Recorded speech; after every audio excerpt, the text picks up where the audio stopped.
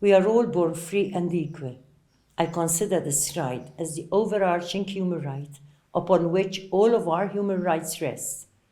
If we are all born free and equal, then we are free to live, to enjoy our families and loved ones, to enjoy the right to freely participate and enjoy culture and traditions of our respective diverse communities. Article 27 of the United Nations Declaration of Human Rights specifically states that everyone has the right to freely participate in the cultural life of the community, to enjoy the arts, and to share in scientific advancements and its benefits. Likewise, the UNESCO Universal Declaration on Cultural Diversity states in its very first article that cultural diversity is the common heritage of humanity. It further explains that culture takes diverse forms, and the diversity is embodied in the uniqueness and plurality of humankind. Cultural diversity is a source of exchange, innovation, and creativity, and should be recognized and affirmed for the benefit of present and future generations. The right to take part in cultural life guarantees the right of everyone to access, to participate in, and to enjoy one's culture, cultural heritage, and cultural expressions. This has particular significance when people are away from their home and countries. This right means that when a person is away from their country of origin and living in another cultural setting, the person should not be accepted to give up their culture.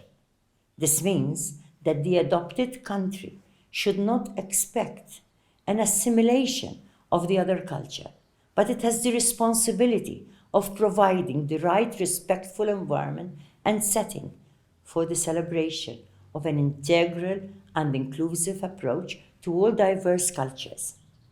I commend ALIC and the Cross Culture International Foundation for yet another significant initiative in trying to build cross-culture inclusion in our multi-society and to raise awareness on the rights of migrants with regards to the expression of their own respective culture and traditions.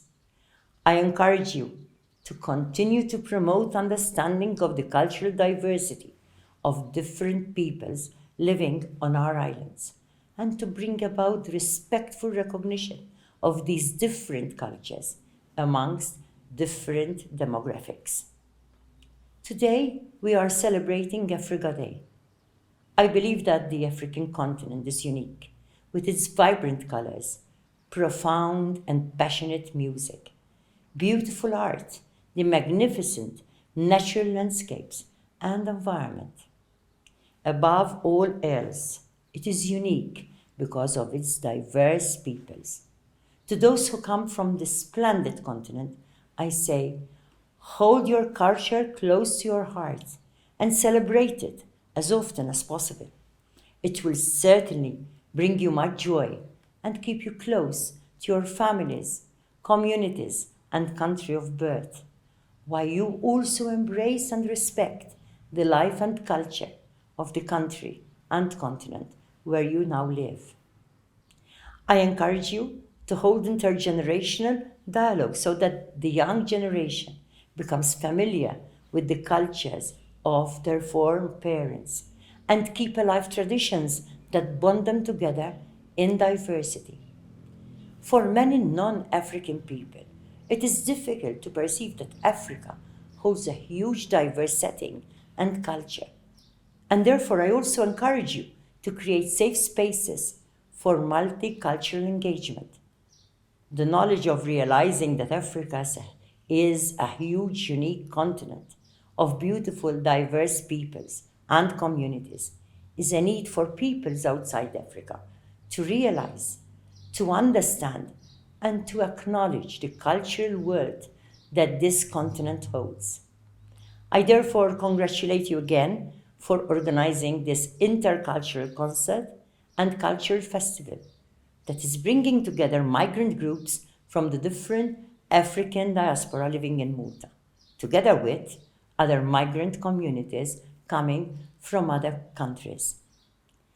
I believe such events not only bring diverse people together to enjoy music and the arts as one family, but it generates respect, understanding, and a fraternal feeling among all those present. Indeed, there is no better way to celebrate cultural diversity and creating safe spaces for the practice of these cultural traditions than through such enjoyable and meaningful events. It is imperative that as a community we do our utmost to ensure that everyone, both host communities and migrant communities, continue to have access to participate in and enjoy their cultural traditions as is their right. Sharing cultural traditions promotes social inclusion for people to come together, widen their horizons, and share new interests. I will now turn my attention to children. The United Nations Convention on the Rights of the Child clearly provides that children have a right to a cultural life and the arts.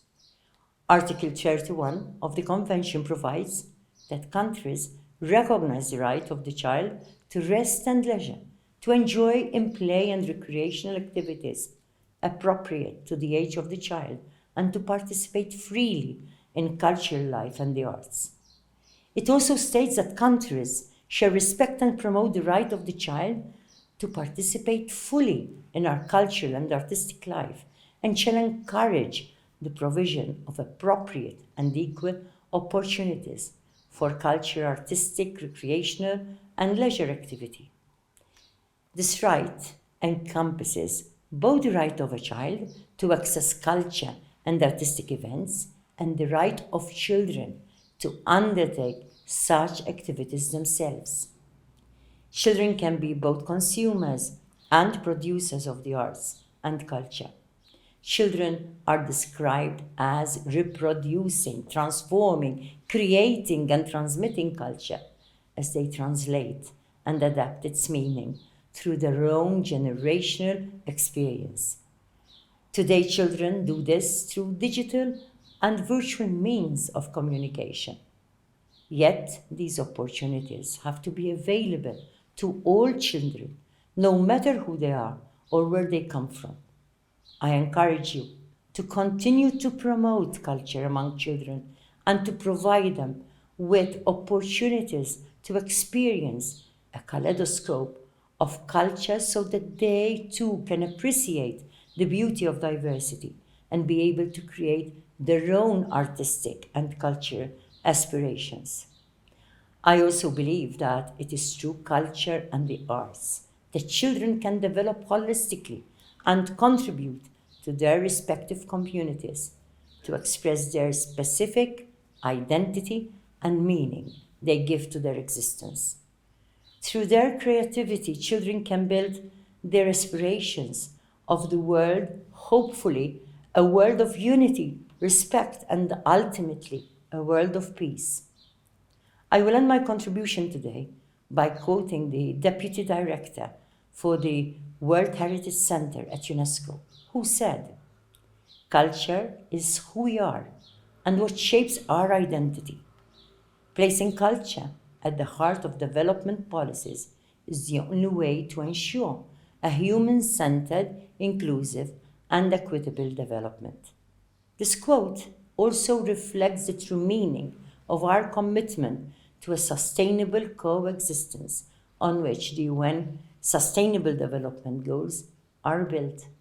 I truly wish I could have been with you this evening. However, I'm afraid I couldn't, and I do wish you all a very pleasant evening.